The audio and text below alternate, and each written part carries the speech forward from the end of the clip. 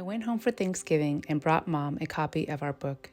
She held it in her hands and laughed upon seeing her picture on the cover. Mom slowly flipped through the pages, unable to read these words. But she didn't need to.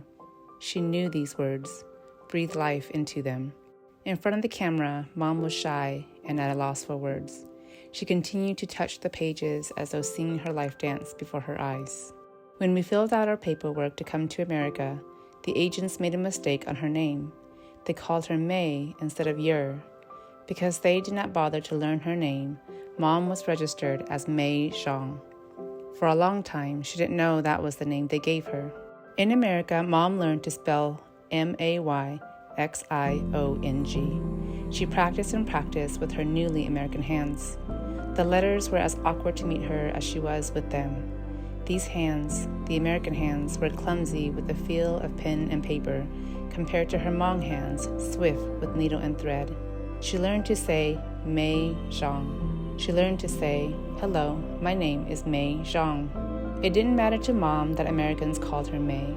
In her heart, she was Nsai. Her name means youngest daughter. She knew who she was.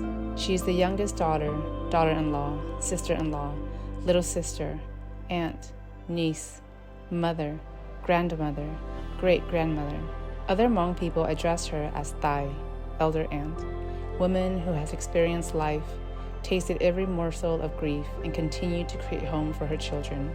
Woman who you should listen to because the lines on her face and dirt under her fingernails can tell you about the sound of the moon. On August 6, 1997, Mom became an American citizen and changed her name to Yer Xiong. The first thing she wanted America to know is that her name is Yer Xiong. She is proud to be an American citizen with her Hmong name. The agents asked why she wanted to be an American citizen. They asked her for the colors of the flag.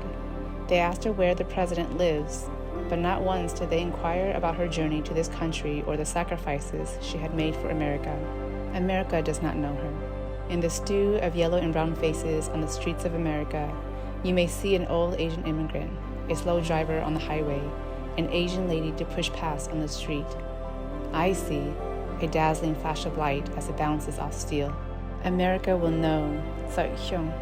As soon as I turned off the camera, Mom turned to me and said, "O chao ko shao pundai." Thank you for writing this book.